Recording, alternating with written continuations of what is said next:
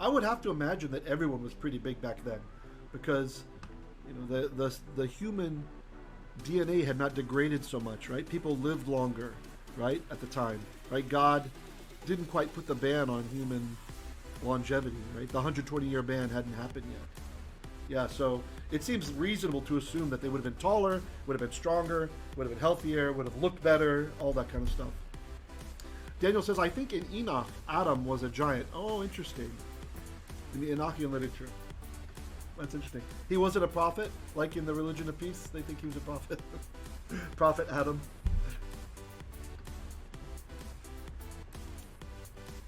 All right, so let's look here, relating more to the sin of Cham. So here we have this writing. This is from the Apostolic Writings, from the Besorat Yochanan. That's the Gospel of John, the Good News of John, chapter 5, verse 14. It says, Meta tauta, yuriske auton ho Jesus, and to hiedo. So after this is after the healing. Yeshua healed a guy who couldn't walk. He healed him. And the guy went away, and Yeshua disappeared into the crowd. Okay. Then, Yuriske, he found him. This is like, you know the story of Archimedes? The king wanted Archimedes to... the king had bought a golden crown from a certain merchant. And the king had doubts if the merchant had ripped him off, if it was the right content of gold, or if it was an alloy, right? Was it really pure gold like he said it was, or close to pure gold? I can't remember the details. And he asked Archimedes, since Archimedes was like a great engineer and scientist type, he says, find out if this is really the content of gold that he says it was. Like, if it's, let's just go with pure gold for now to make the story easier. And so Archimedes is thinking about it, he doesn't have a solution, and then one day he's in the bathtub. And he's in the bathtub, and he lowers himself in the bathtub a bit, and the water level rises. And then he's reported to have cried out, Eureka! Eureka! Eureka means I found. I have found in Greek. Eureka. It's a perfect form, right? So I found. And so here we have the same. The idea is he understood that if you put the same weight in gold in a bathtub or in a pail of water or whatever, the height that the water level would increase would be the same as when you put the crown of the same weight in, if it was the same content of gold, you see? Because this has to do with density of matter and how heavy gold is and all that kind of stuff versus space it takes up. So he discovered it by taking a bath. So Eureka! So that's how you can remember the Greek word, I found. So here it's Yeriske, he found him. So Yeshua found him, meaning the guy had been healed, in the temple. Kaepin auto, and he said to him, Ide, behold, hugieys, gegonis, you have become whole, you become healed. This maps to the Hebrew word shalem more than any other word. Shalem or tam, right? Shalem, like we're told that the altar should be built from avanim, shelamim, right? From perfect stones, some uncut stones, unhewed stones, right? Complete. They're complete. It's kind of like doctors today, they might talk about holistic program, right? Holistic, complete healing. So that's what he says. Oh, look, you're whole now. You're whole. You're shalem. Meketa amartane ina mecharion soy ti genitai. So he says, do not sin more. Don't do sin. Don't do some sin. So that something worse does not occur to you, right? So there's an interesting concept here. He's telling him, do not... Oh, here, I actually have a Hebrew translation that's interesting, too, for anyone who wants to look at that. This is the Delitzsch translation, which is more like biblical Hebrew. So for the Hebrew students, I've highlighted the yellow here, do not sin more. In Hebrew, al-tosiyf lachato, do not continue on sinning, right? So the reason this verse came to my mind is I was thinking about how absurd the whole situation is. This family, the vnei Noach, the sons of Noach, they have endured the worst catastrophe any human being has ever witnessed in the history of humanity. They've witnessed all humans being exterminated. Every race, every nation, they're all exterminated. They all died. Maybe Atlantis, you know, the stories of Atlantis, maybe this comes from that, right? Everybody dies. Everybody died. They've seen all the animals that died. They know that God is real because their crazy loony dad was building an escape vessel for a century, right? So they know he's real. They know all these things are real. And yet, what happens after the great purification of the world, the great purification, the removal of all of the Hebrew Hamas, all of the injustice that was in the world? What happens? Noah gets drunk, and his son possibly rapes him, possibly castrates him, possibly rapes his wife. The sin has been wiped out, and now something even worse is going to happen. Rather to Canaan and his descendants. They're going to end up falling into idolatry. Right? They're going to end up falling into having to be wiped out by the Israelis. And so here would have been a good time for them to take stock in the Messiah's teaching. Don't sin anymore. Don't continue in sin, or else something worse is going to happen to you. That's the warning here. Al-tosif lachoto pente vnei elecha ra'a gedulah mizot. Some kind of bad thing, worse, like bigger, literally it says in the Hebrew translation from this. A worse evil will happen to you.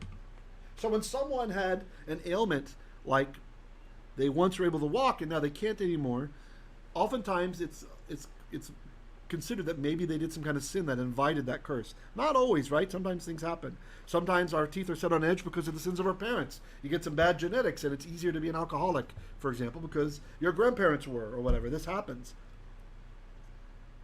But the idea is that there's some sin somewhere that might have caused it to happen. Alfredo comments, or let me back up. Let me see if there's a comment before yours. I'll get to yours. Possibly, Dr. Vera says, if she was impregnated by Nephalim, she must have been delivered while in the ark. Maybe. Right? Who knows what the gestation period is for Nephalim? They're a mixed race being, right? Maybe the mother has to, maybe the fetus gestates longer. Who knows? But, do you remember we had that one claim that Cham and his wife had sex while on the ark? And remember we learned that they weren't supposed to, that God didn't want anyone to be having sex in the ark? It's kind of like when we have a fast, right? There's great destruction going on. There's a great covering. Remember I mentioned that the Septuagint translated when he covered the holes in the deep, the lattice in the deep, that the Greek word was related to the same word that's used for atoning for sins, like covering over sins, right? That there was a covering that happened. And when we go into Yom Kippur, we're not supposed to eat, we're not supposed to drink, and we're not supposed to have sexual relations with our spouses, right? So there seems to be kind of a, when something bad is happening, i.e. death of an animal, etc., purging out the wickedness of sin, we're not supposed to be having sexual relations. Yet Cham, we're told, was having sex with his wife. So maybe, I like the idea of it being Cham's wife that was pregnant. Yeah. Let's see, okay. Alfredo says, according to the apostolic writings, because of Yeshua hanging on a stick, we are not under the curse. Rabbi, is that correct? Or yeah, correct. Not under the curse of death being permanent, right? So we have the legal dictum that the soul which sins shall die, right? The soul that sins must die. The life force belonging to the person who sins must die. And that still happens. But because Yeshua HaMashiach, who was sinless, died, he was able to defeat death. That's why he's called in the Greek the protokos to nekron, the firstborn of the dead, meaning that he defeated death. Right? He died and came back to life, raised up by God directly, so that none of us have to have the permanence of death anymore. Right? It doesn't have an effect on whether Torah stands or not. It has an effect on whether the punishment for sinning is eternal death or not. The one who continues in his sins, then yes, they will know what's called the second death. It's called in the Greek the second death, right, which is being cast into the lake of fire, where even the immortal spirit gets destroyed. Okay. Dr. Vera says the Hebrew yetser hara was not wiped out by the flood. The flood was kind of damage control, a term we use in severe trauma to the abdominal organs. Yeah, that's a good point. I think so. Especially when we consider that one of the large reasons for the flood was the presence of the Nephalim among man, right? Their wicked presence in accelerating humanity's decline. because they hated humanity. Shoshana says, so in Adonai's mind, it's back to square one, there's evil again. Not exactly. If we're focusing on the problem of the giants, the mixed bnei Elohim, sons of God, mixed with the benot Adam, the daughters of man, then not really. The giants are now largely contained in a certain area. Who knows how spread across the earth they were before? And if you read in the book of Joshua, near the end of the book, it gives us a report. Throughout the book, we have all these battles against the Anakim, which means the giants, right? At the end of the book, we have a report that Joshua had killed all of the Anakim, all of the giants, except in Gath. And later, that one, King David deals with. Goliath gets dealt with by David. So it seems like it's more than just, yeah, I like the term damage control, but it's not that we're back to square one. We have instead the issue of the Nephalim, their influence has been reduced, right? Most of them have been wiped out. You know, we have the story of Og holding onto the ark and Noah's feeding him, or what we talked about, the Midrash about, that Daniel brought up about Cham's wife being impregnated by one of the Nephalim, or there's a Midrash that suspected Noah's wife. Noah said, looks at her, hey, say, why are you pregnant? We didn't sleep together. And, you know, the Midrash goes on, oh, sure, you remember the time, blah, blah, blah, you were drunk. And so there's, whether these Midrashim are correct, you can tell that the sages are trying to solve the problem. Where did the Nephilim come from again? If they got wiped out by the flood, where did they come from? So I think the pregnancy on board answers a lot of that. So we're not back to square one. There is evil. The flood's purpose, we're never told that the purpose is to stop evil. It's not, the purpose isn't to return us to the Garden of Eden. Right? That's not the purpose. The purpose of the flood was to wipe out the Nephilim, reducing their influence, and God was provoked because of Hamas, injustice. Right? So it's reducing the level of injustice again, resetting the clock on injustice. Right, so at least you're not starting out in a world that's full of violence or injustice. The word can mean either thing. Okay? Yeah, nice comments. Thanks everybody for chiming in.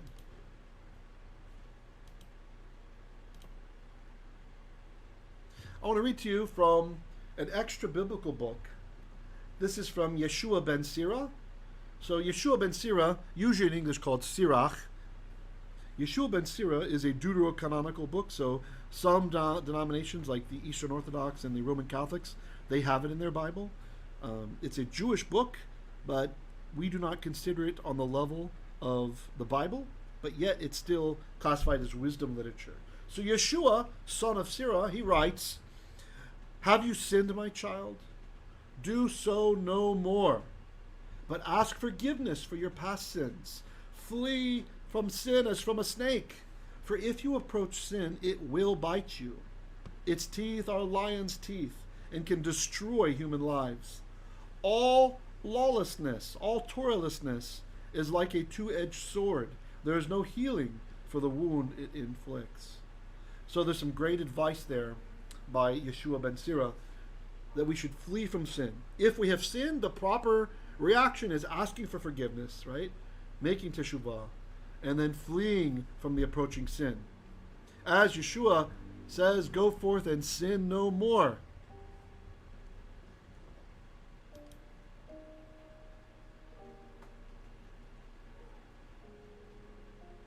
Clear negative example from Cham. All injustice has been washed away. The world has a new beginning. We even have that word hinted at. We have this hinted at when it says, Vayachel Noach,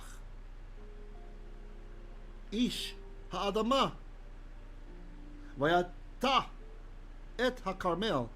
So then Noach began, that Yachel, Vayachel, he began to be a farmer. Right? So this hint about new beginnings, both for the earth and what happens with farming, and also for Noah, which is a symbol of all of humanity. So the sins have been washed away. The time of death is gone. Yeah, Shoshana, there is evil again. Yeah, absolutely. Evil is always present as long as man has free will. There's the potential for evil is always there, right? This is why it's a mistake to put everything on Adam, right? the fall, the fall, the fall. A little born baby is not sinful, right? So the idea that an aborted fetus would go to hell, right, or a little infant would go to hell, is just ludicrous. This is not how God acts. He judges people according to their knowledge. So a 5-year-old who's struck down with some disease or an unfortunate accident is not destined to hellfire. That makes no sense. That is not our tradition. That's not the way that we have ever viewed this in our culture. Instead, the child is not at the age of consent yet. They have not learned to choose good from evil. That happens at 12 and 13. For a girl, it's around 12, right? It's different for every person.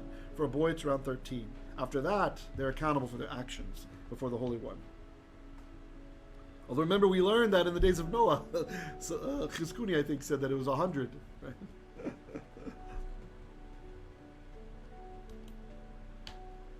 All future generations will stem from a small group, and you are one of them. Can you imagine the feeling, being in Noah's family? I mean, it would be impossible to not have gratitude every day, I think. Everything is new. Everything has been made new. Which echoes, of course, into the teachings of Messiah. I just can't get into all those things. How can we apply this negative example of Cham into our own lives? The pattern that's presented here in the Torah portion, the pattern of God intervening, God making a covenant with your family, or allowing you to become part of a family with whom God has made a covenant. Right? Having this precious knowledge that so few people have, being members of that family that so few people have. Most families are going to die, just like in the days of Noah. Men were eating and drinking, they were marrying, and ladies were being given in marriage. Like nothing's going to happen when a horrible instant destruction was on the way. And it's the same today. Not by flood, but when the Lord returns, it will be mayhem. People will hate him. It's funny, a lot of times atheists will say, oh, if he would only show me a miracle, if he would show me, if I could see with my own eyes, then I would believe. Maybe at first. But our memories are not perfect things. The mind is kind of tricky how it works with memory. Over time, memories permeate, they mutate, they change. And if you surround yourself with wicked people, you'll be pushing the holy memories farther, and they'll be mutating further, and you'll be trying to find reasons, scientific explanations to explain the miracle that you saw. Or you'll just forget it. How many people, if you think about it, has it ever happened that you're just thinking sometime and then you remember a miracle that God did for you? He saved your life, for example, right? Or something happened which was eerie. It just couldn't be chance that the things happened the way they happened to take you down a certain path. And then you remember it one day and you think, oh my gosh, how could I have forgotten this? Because when it happened to you, you said, surely I will always remember this. Surely all my days I'll be grateful to God for what happened. But we forget. Just like the wicked Cham. He was one of the few persons saved from annihilation. One of the few creatures saved. This is the pattern we have to be careful of in ourselves. Maybe not going as far as Cham, but losing the gratitude. Losing the motivating memory that keeps us on the path of righteousness. That keeps us eager to learn how to not do sin anymore. That verb, the way it's translated in the Hebrew, kachaTo, you saw in the Delitzsch translation, this means not to do accidental sins anymore. It can mean that, right? Which means we have to study the word to know what sin is. As Rav Shaul says, if it were not for the Torah, I would not have known what sin is. I wouldn't have known. He's an intelligent man. He's an educated man. He has a very high level even of Greek, which is not his native language. And so people, they think that Paul's talking about like the so-called moral code, right? Don't murder, don't steal. And I've said this before, but I feel led to say it again right now. If you go to Japan today, if you go to Tokyo and you watch a shop corner or you watch the street, here is what you will not see. You will not see theft. You will not see murder. You will not see violent crime. Right? So these things that people think Shaul, that what they think Paul is talking about, when he says, if not for the Torah, I would not have known what sin is, he's not talking about those. In another place, he talks about those, right? The blueprint of God, which is in every person, where we have kind of an innate understanding of right and wrong. We know that it's wrong to punch someone in the face, right? We know that's wrong. We know it's wrong to steal. We know it's wrong to rape. We know it's wrong to murder. You don't need the Torah for this, because being made demut Elohim, being made in the likeness of God, that is part of our characteristic already. Even if you're over in Japan and you never heard of the Bible, you never heard of the God of Israel, even so, that's imprinted on you, right? I mean, there's times in history where people go a little bit further under a certain wickedness, but for the most part, people understand that you cannot have a lasting society which tolerates theft, murder, etc., at the whims of an individual. So what is Paul talking about? He's talking about the things that are not obvious. The Sabbath day, for example. Someone's microphone's on, please mute. It is not obvious. Here, I hit mute all. It's not obvious at all that the Sabbath is special. How could someone over in Japan, and I'm sorry if you're from Japan, I'm not picking on you, it's just, I'm actually giving a compliment to the civilization. They really have their stuff together for a nation that is not largely Judeo-Christian. Right? They really have it figured out, the way that they should behave towards one another, often. I respect it that there's only 6 murders a year. That's incredible. I mean, that's one day in Los Angeles. 6 murders. Easily. And so, the Torah is saying, Paul is saying, I wouldn't know that I should wear tzitzit. I wouldn't have known that.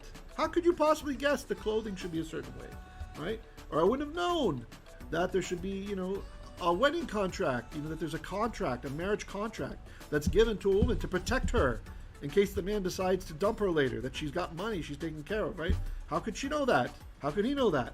How could you know? I wouldn't have known that it's wrong to charge interest to people. If you loan money to someone, it's wrong to make them pay back more than what you loaned. How could you know that? It just seems logical. I can't use my money for now, so you got to make it worth my while. So give me some interest, right? Give me some neshech in Hebrew, some bites, some little bites. But the Torah makes it clear.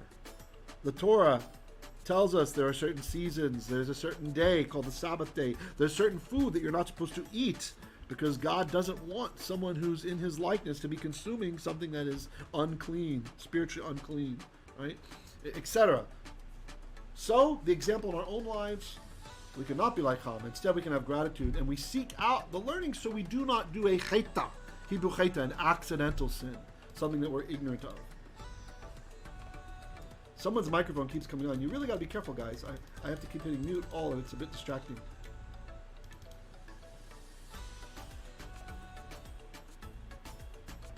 And here, yes, who is it? I'm going to have to call out your name in a second. It keeps happening. Let me see, who is it? Okay, hit me. Okay. Caller number 4, whoever you are, your microphone is on. Caller 04. Please mute your microphone. I keep muting, but you're turning it back on. Maybe you're leaning on the button by accident? Not to embarrass you. It's good your name's not there. Okay, let's hope it stays off now. Okay, so here. And I want to finish up with this, another saying from the Messiah. So this slide is called Be Perfect. And this is a quote from Yeshua. See, it's in red, right? We like to have Yeshua's letters in red.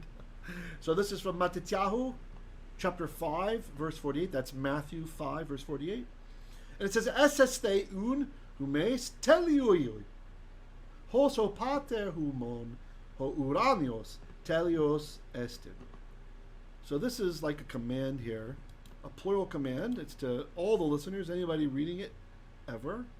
And what it's interesting. It's kind of like the first statement made by the Father in the book of Genesis. When the Father says Yehi, he says Yehi in Hebrew. Yehi, if you look over here, upper left, Yehi, as we saw in the first Parsha, exist. It means exist. Exist with an exclamation point.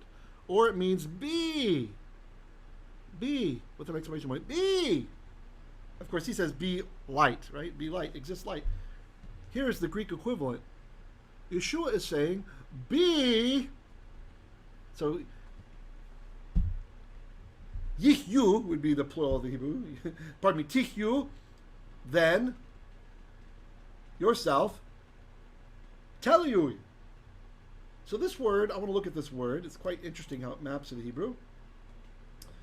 If you look in the Septuagint to see how we translate the Hebrew Tanakh into Greek, this word, Teliyus, comes from Shalem. 5 times it's Shalem. 1 time it's Shalom. I didn't put up all the 1 times, right? Shalom 1 time, Shalem 5 times. 4 times it's Tamim. So Shalem is intact, untouched, complete. Let's focus on complete here. Complete. Go back. Sorry. I have my glove, but for some reason it didn't like the pen. It didn't like how I moved the pen. Okay? Be complete. Be whole. Be whole. Be undivided. Remember the teaching, no man can serve 2 masters, right? Let Adonai be your only master. The other Hebrew word that translates into this word here, this teloios, is tamim, which is complete. Again, complete. We have a common theme here, right? Unscathed, intact, blameless, without fault, free of blemish, right? The sacrifices had to be tamim. Nothing wrong with them. Honesty or integrity it can mean 4 times. And twice it's tam, which is really a very closely related word. Complete or perfect. We're told that Jacob was an ish tam. He was a perfect man, a complete man. Right, but see, we have this common theme, complete. Complete. So it seems like a tall order when the English translation says, be perfect. As the Father, as your Father who is in heaven, perfect is, right? Estin, like Spanish, este. But I would recommend, instead we go with the Hebrew understanding, shalem, tamim, tam. Yes, it can mean perfect, but in context, the preponderance is all of one of these other meanings. So let's go with complete, let's go with whole. King David, he represents in the Psalms how his soul has been damaged, injured by sinning, right? And we have the Yedid Nefesh before the Kabbalat Shabbat on Fridays. Yedid Nefesh, Avarachamim. So the beloved of my soul, merciful Father, right? So it goes on to say that, please heal her. My soul has been damaged, right? She's been hurt because of sin. Sinning damages the soul because you remember, the axiom, the soul that sins must die, right? So the soul gets injured through sin. The life force, the part which dies with the body when it dies. We're given a new soul in the resurrection. So we have a commandment, a teaching from Messiah here, that we are, instead of continuing in sin, we are to have a higher ideal, to be shalem, which through Gezerah Shava makes me think of the stones of the altar. That the commandment in the Torah for building the altar is that you're not supposed to take a blade on it. You're not supposed to cut the stone. They are unhewn stones. Each stone must be an even shelema, right? An uncut stone. It's complete. It's untouched. It's uncorrupted. Unruined by human hands.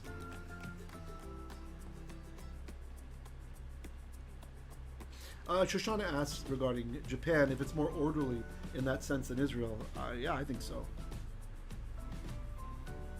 To be fair, I've never visited Japan. I only read about it, right? So, but in Israel we have all kinds of elements, right? I mean, 20% of Israelis are not Jews, right? So 1 out of 5 of our citizens, even if all the Jews behave well, which we don't all behave well, but even if we did all behave well, there's still 1 out of 5 people who are not Jews, right? So Arabs, 1 out of 5 are Arabs, right? And so that could be either Christians or Muslims, right? So we're certainly not. I don't think it's actually when you talk to older Israelis before the Russian immigration, they kind of talk. They'll tell you about how peaceful, aside from terrorism, right? There was no murder, there was no rape. You never heard of prostitution. You never heard of thieves, right? You never heard of all this stuff. But when the Russians immigrated, the mafia came in with them as well, and so you have all these things now too. So even though you had 1 million plus Russian Jews coming in, because they came from communist countries, predominantly a communist country, right? The Soviet Union, They left a godless society, a society which teaches there's no God. So a lot of them, they were ethnically Jews, but they were not religiously Jews. You understand? Whereas those who had been there before, a lot of them were religious, right?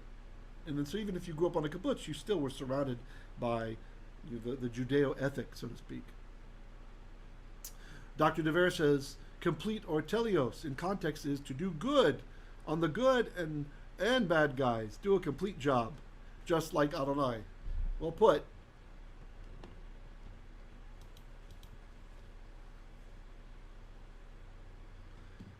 And I want to complete today by reading you these verses from the Haftarah, from our Torah reading today.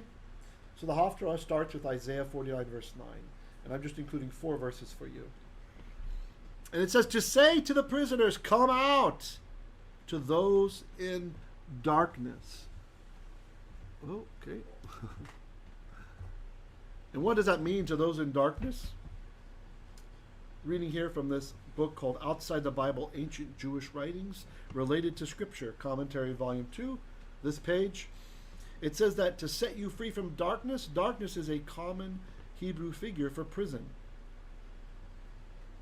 And he gives some other verses. In Mishnaic Hebrew as well, from darkness. And of course this maps well to sinful life. We are imprisoned to our sin. And when we slip up and we continue living in sin, even after we've been rescued from the flood, even after we've been rescued from the death that's outside the door, crouching, waiting for us, we are putting ourselves back into darkness. We're pulling the wool over our eyes, and we're entering into slavery again.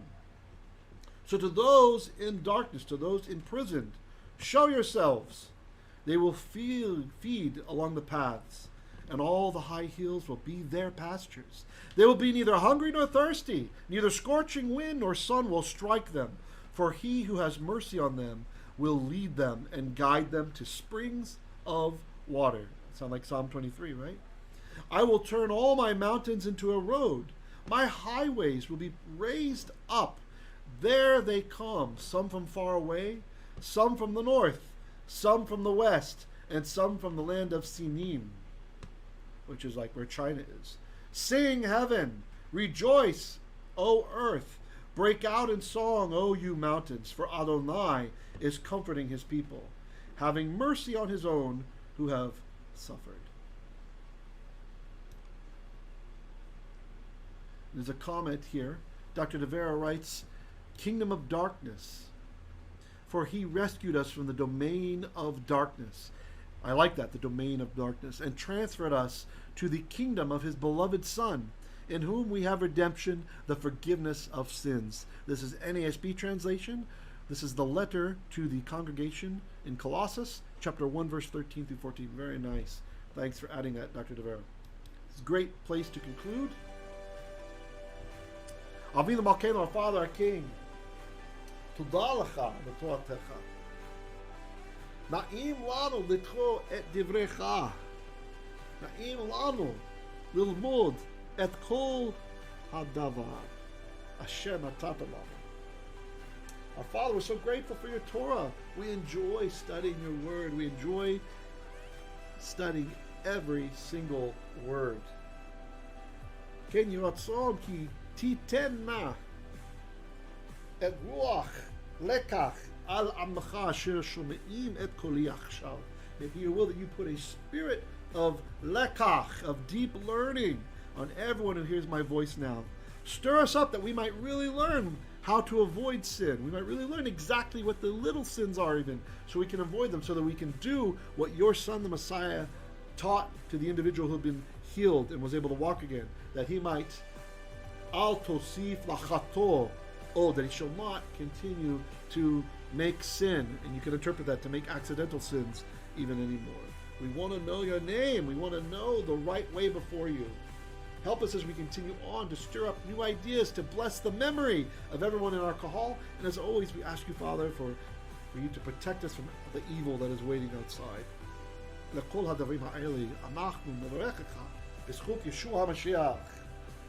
Shavua Tov, everyone. Thank you for coming in. We will have these teachings reposted. We'll have a Shavua Tov. Bye-bye. Probably Tuesday night. Bye-bye. I'll go live with this. Okay. If you have a comment, if you're Thank you so much. Rabbi. You're welcome. Thank Shavua you. tov, Shavua tov, kulam. All right, catch you all later. Thank you so much. Very welcome.